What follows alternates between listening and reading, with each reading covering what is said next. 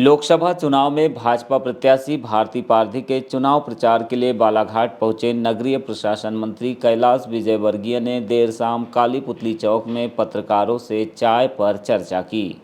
इस दौरान उन्होंने देश में बढ़ती अर्थव्यवस्था, बंगाल के संदेश खाली की घटना और खजुराहो लोकसभा सीट पर इंडी गठबंधन की उम्मीदवार मीरा यादव के नामांकन रद्द होने पर चर्चा की।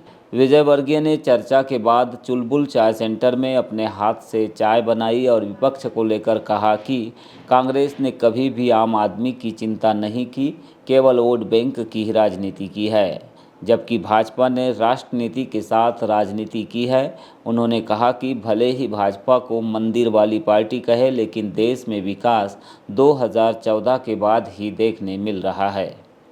उस हिसाब से आर्थिक प्रगति हो रही, लोगों की आर्थिक उन्नति हो रही है, लेकिन जिन कंपनियों की 0% ग्रोथ रेट है, वही इलेक्ट्रल बॉन्ड से करोड़ों का चंदा दे रही है। आप इसको किस तरह से देख रहे हैं?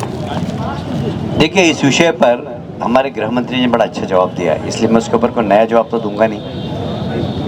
यह चुनाव आयोग ने एक ट्रांसपेरेंसी की प्रक्रिया को अपनाने के लिए कहा था और एक बहुत अच्छा विषय था, पर चूँकि ये गलत रास्ते चला गया, इसलिए आप मुझसे प्रश्न पूछ रहे हैं। देश के हित में राजनीतिक दलों को वाइट में चंदा लेना चाहिए, भ्रष्टाचार अपने आप समाप्त हो जाएगा। शिक्षा का जिस प्रकार विस्तार हो रहा है, तो गांव के लोग अब शहर की ओर बढ़ रहे हैं और अर्बनाइजेशन बहुत तेज़ी से बढ़ रहा है, इसलिए अर्बन समस्याएं बढ़ती जा रही।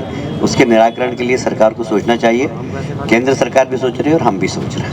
भारतीय जनता पार्टी ने 2014 से, जब से मोदी जी ने बागडोर संभाली है, तो हमारा एजेंडा ही डेवलपमेंट का है। लोग भले हम पे कितना भी आरोप लगाए कि ये मंदिर वाली पार्टी है, ये फलानी पार्टी है, पर देश ने डेवलपमेंट देखा ही 2014 के बाद। मतलब मुझे याद है, मैं बस से दौरे पे आता था तो सिवनी, बालाघाट, छिंदवाड़ा, यहाँ युवा मोर्चे के जब प्रवास पे आता था तो मैं 4 दिन का समय बनाता था कि 4 दिन में मैं जाऊँ बैतूल, छिंदवाड़ा, सिवनी, बालाघाट, यहाँ से फिर जबलपुर। जैसे 4 या 5 दिन लगते थे मुझे, बस से हम जाते थे। आज हम 1 दिन के अंदर जबलपुर, बालाघाट, सिवनी सब करके और वापस निकल जाते हैं। ये रोड इंफ्रास्ट्रक्चर ये किसने दिया, कभी आप सोचिए। किसी देश की आर्थिक वृद्धि हो रही है, इकोनॉमिक ग्रोथ हो रही है, तो वो भारत है।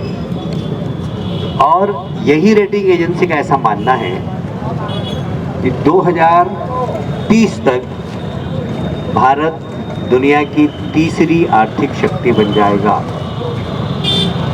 मतलब हमारा बजट साइज इतना हो जाएगा कि हम 2030 में हम जापान को भी पीछे छोड़ देंगे। और जो 3 आर्थिक शक्ति होगी, अमेरिका, चाइना और भारत, हम इस तेज गति से मोदी जी के नेतृत्व में ग्रोथ कर रहे हैं।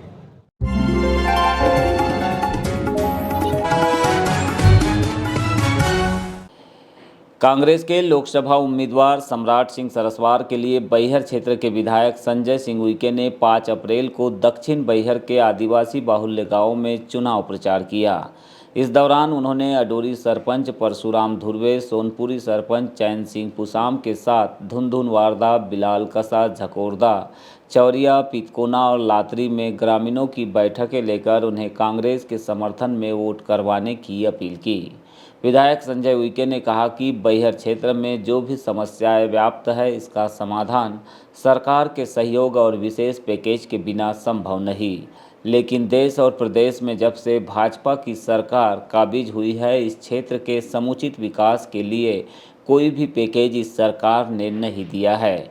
केंद्रीय योजनाओं के माध्यम से जो भी काम हो रहे हैं, उनमें गुणवत्ता की कमी और भ्रष्टाचार बड़े पैमाने पर दिखाई दे रहा है। इसीलिए आप सभी कांग्रेस को वोट करें, ताकि इंडिया गठबंधन की सरकार बनने पर इस क्षेत्र के लिए विशेष पैकेज की मांग कर आदिवासी गांवों को विकास की मुख्य धारा से जोड़ा जा सके।